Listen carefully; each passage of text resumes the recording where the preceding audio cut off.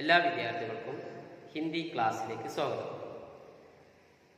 കഴിഞ്ഞ ക്ലാസ്സുകളിൽ നമ്മൾ കലണ്ടറിൻ്റെ നിർമ്മാണത്തെ കുറിച്ചിട്ടായിരുന്നു വർക്ക് തന്നിട്ടുണ്ടായിരുന്നു. പല കുട്ടികളും ഇനിയും ആ വർക്ക് മുഴുവനായി ചെയ്തിട്ടില്ല. അതിൻ്റെ കൂടെ മാസങ്ങളും ദിവസങ്ങളൊക്കെ നമ്മൾ കഴിഞ്ഞ ക്ലാസ്സിൽ ഹോംവർക്കായിട്ട് തന്നിട്ടുണ്ടായിരുന്നു. അപ്പോൾ ഇനി അതുമായി ബന്ധപ്പെട്ട് 2 വർക്ക് കൂടി ഇന്നത്തെ ക്ലാസ്സിലുണ്ടാവും. അപ്പോൾ ആദ്യം നമ്മൾ ഇന്നൊരു ചിത്രകഥ എടുക്കുകയാണ്. ഒരു ചെറിയ ചിത്രകഥ പഠിച്ചതിന് ശേഷം നമ്മൾ മറ്റേ വർക്കിൻ്റെ ബാലൻസ് ഉള്ളത് കൂടി ഈ വീഡിയോയിൽ നമ്മൾ ചെയ്യും. ഓക്കെ, അപ്പോൾ നമുക്ക് ചിത്രകഥ എന്താ? നമ്മളൊക്കെ ചെറിയ പുസ്തകങ്ങളിലൊക്കെ വായിച്ചിട്ടുണ്ടാവും ചിത്രകഥകൾ, അല്ലേ? ചിത്രങ്ങളോട് കൂടിയിട്ടുള്ള ഡയലോഗുകളൊക്കെ കൊടുത്തിട്ടുള്ള ചെറിയ ചെറിയ കഥകളൊക്കെ നമ്മൾ വായിച്ചിട്ടുണ്ട്. അതുപോലുള്ള വളരെ സിമ്പിളായിട്ടുള്ള ഒരു ചിത്രകഥയാണ് നമുക്കിന്ന് പഠിക്കാൻ. അപ്പോൾ എല്ലാവരും ആ ടെക്സ്റ്റ് ബുക്ക് ഒന്ന് ശ്രദ്ധിക്കുക. 4th യൂണിറ്റിൽ ആദ്യം നമുക്ക് പഠിക്കാനുള്ളതാണ് ഈ ചിത്രകഥ. അതിനു മുന്നേ അതിൻ്റെ അവിടെ ഒരു എഴുതിയിട്ടുള്ള സെൻറ്റൻസ് ഒന്ന് വായിച്ചു നോക്കാം. എല്ലാവരും നോക്കൂ. ऊपर बहुत ऊंचाई पर नीले आकाश में एक इंद्रधनुष रहता था, उसका नाम था सप्तम. ഒരുപാട് മുകളിൽ, വളരെ മുകളിലായിട്ട് നീലാകാശത്തിലെ ഒരു മഴവില്ല് താമസിച്ചിരുന്നു. ഇന്ദ്രധനുഷ് എന്ന് പറഞ്ഞാൽ മഴവില്ല്. ഉസ്ക നാം ദ സപ്തം, അവൻ്റെ പേരാണ് സപ്തം. സപ്തം എന്ന് ഉദ്ദേശിക്കുന്നത് 7 നിറങ്ങൾ എന്നാണ് സപ്തം. ഓക്കെ, ഇനി ആ ചിത്രകഥയിലേക്ക് വരാം. ഇന്ദ്രധനുഷ് ധർത്തി പർ ഉത്തര, ഈ മഴവില്ല് ഭൂമിയിലേക്ക് വന്നു എന്നാണ് ടൈറ്റിൽ അർത്ഥം. നോക്കൂ. ആകാശ് മേ രഹത്തെ രഹത്തെ മേ ഊബ് ഗയ, ക്യോ ന ധർത്തി പർ ഹി ചല ജാവോ. ഈ മഴവില്ല് ഇങ്ങനെ മനസ്സിൽ വിചാരിക്കുക, ആകാശത്ത് നിന്ന് മടുത്ത് ഒരുപാട് കാലമായി ആകാശത്ത് നിന്ന് എന്തുകൊണ്ട് എനിക്ക് ഭൂമിയിലേക്ക് ഇറങ്ങിക്കൂടാ. സപ്തം ഏക് സുന്ദർ സി ഘാട്ടിമേ ഉതർക്കെ ആയ, അങ്ങനെ ഈ സപ്തം ഒരു സുന്ദരമായ താഴ്വരയിലേക്ക് ഇറങ്ങി. ദിൻ പർ വഹ് ഘാട്ടിമേ ഗുംതര, ആ ദിവസം മുഴുവനും ആ താഴ്വരയിൽ അവൻ ചെലവഴിച്ചു.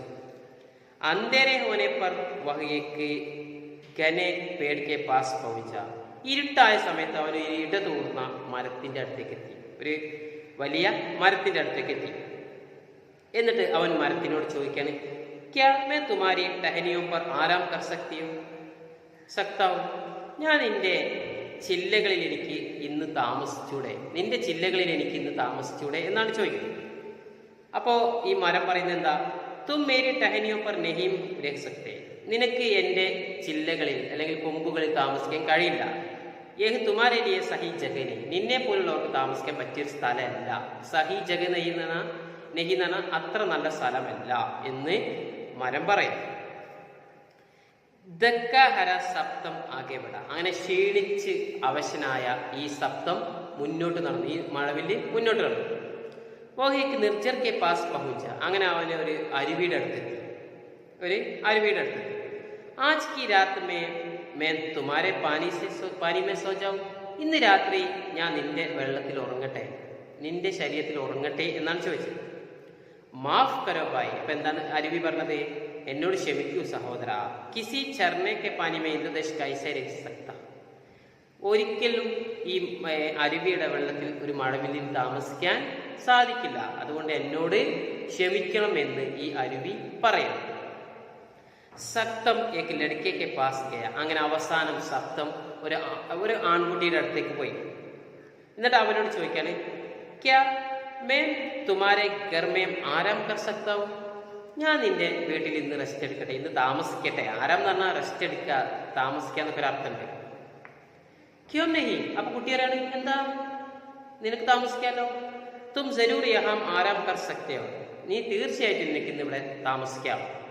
ഹബ്തോ മേര അപ്പിന ഇന്ദ്രധനുഷ് ഹോഗ, അപ്പൊ നീ എൻ്റെ ഇന്ദ്രധനുഷ് ആവുമല്ലോ, നിനക്ക് ഇന്ന് എന്തായാലും എൻ്റെ വീട്ടിൽ താമസിക്കുക, അപ്പൊ നീ എന്തായാലും എനിക്ക് എൻ്റെ ഇന്ദ്രധനുഷ് നീ ആവുമല്ലോ എന്ന് ആ കുട്ടി പറഞ്ഞു. चौपड़ी के अंधकार में सप्तम के सुंदर रंग दिखाई नहीं दे रहे थे और उदास हो गए. ആ കുടിലിൻ്റെ ഇരുട്ടിലെ ഇന്ദ്രധനുഷിൻ്റെ സുന്ദരമായ നിറം ഒരിക്കലും എന്താവുന്നില്ല, പ്രകടമാവുന്നില്ല, കാണുന്നില്ല. ബഹുദാസുഖ അവനാകെ സങ്കടമായി. കാരണം പിന്നെ കുടിലിൽ അവൻ താമസിച്ചപ്പോൾ അവന്റെ നിറം ആർക്കും കാണാൻ പറ്റുന്നില്ല. അതുകൊണ്ട് തന്നെ അവൻ ഭയങ്കര സങ്കടപ്പെട്ടു പോയി. അപ്പോൾ അവൻ ആ കുട്ടിയോട് ചോദിക്കാണ്, കുട്ടി ഇന്ദ്രധനുഷിനോട് ചോദിക്കാണ്, തും അപ്പിനെ ആകാശ് സേ ഭാഗ് ക്യോം ആയേ, എന്താ ചോദിച്ചത്, നീ എന്തുകൊണ്ടാണ് ആകാശത്ത് നിന്ന് ഓടിപ്പോകുന്നത്, ഓടി ഭൂമിയിലേക്ക് എന്തിനാണ് നീ പോകുന്നത് എന്ന് ചോദിച്ചു. അപ്പൊ അവൻ പറഞ്ഞ മറുപടിയൊക്കെ, യഹാം കെ പേട് പൗധേ, ഞാൻ അവിടെ നോക്കുമ്പോൾ ഇവിടുത്തെ മരങ്ങളും ചെടികളും, നദികളും, പഹാഡ് പർവ്വതങ്ങളും, ഔർ ഫൽ ഫൂൽ പഴങ്ങളും പൂക്കളും, ആകാശത്തേക്ക് ഇതിനെ സുന്ദർ ദിക്കായി നിൽക്കുക. ആകാശത്ത് നോക്കുമ്പോൾ ഇതെല്ലാം വളരെ സുന്ദരമായിട്ടാണ് എനിക്ക് കാണുന്നത്, അനുഭവപ്പെടുന്നത്. അപ്പോൾ എനിക്ക് ഭൂമിയിലേക്ക് നോക്കിയപ്പോൾ വളരെ നല്ല മനോഹാരിത തോന്നി. അതുകൊണ്ടാണ് ഞാൻ ഇങ്ങോട്ട് വന്നത് എന്ന് ഈ സപ്തം ഈ ഇന്ദ്രധനുഷ് കുട്ടിയോട് പറയാം.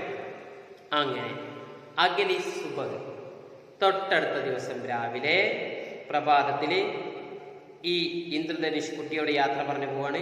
അപ്പിനെ ഗർമേ മുജേ രഹ്നദിയ, നീ നിന്റെ വീട്ടിൽ എന്നെ താമസിക്കാൻ അനുവദിച്ചു.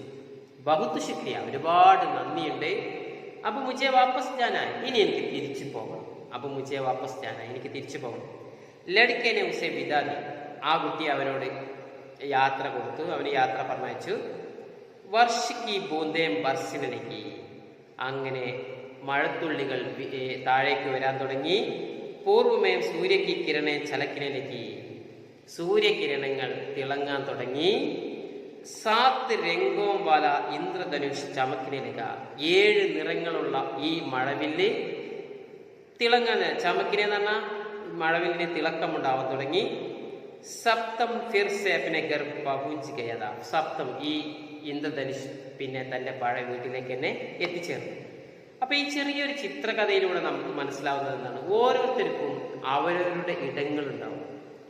അത് കാണാതെ, അവിടുത്തെ ഭംഗി കാണാതെ മറ്റൊരു ഭംഗി ആസ്വദിച്ച് പോകുമ്പോൾ ഉണ്ടാകുന്ന അപകടത്തെ കുറിച്ചിട്ടാണ് ഇവിടെ ഈ ചിത്രകഥയിലൂടെ, ഈ ചെറിയ ചിത്രകഥയിലൂടെ അവതരിപ്പിച്ചിട്ടുള്ളത്.